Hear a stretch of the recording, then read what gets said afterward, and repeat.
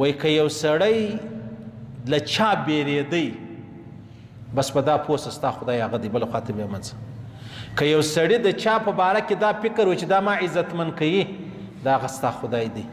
دا ما ذلیله کوي دا هغه ستا خدای دی دا ما ته رزق راکوي دا هغه ستا خدای دی دا ما وژني دا هغه ستا خدای دی دا ما ژوندی پرېږدي دا هغه ستا خدای دی. شاه عبدالقادر جیلاني صاحب فرمایي که د الله څخه علاوه تا د عزت تا د ذلت تا د ژوند تا د مرګ بل چاته نسبت وکړي چې دی و ما ته عزت و ذلت و مرګ و ژوند راکوي یا ده و ما ته راکړی دی یا د ده په لاس کې دی بس هغه ستا خدای دی. هغه که فوجي و هغه که بیا ملا و که پیر و که ملنګ و که بدماش و که ملک و که خان و که زورور و که پلار و که نیکه و هر څوک چې دی شاه عبدالقادر جیلاني صاحب فرمایي دا هغه ستا خدای دی. صحیح شو؟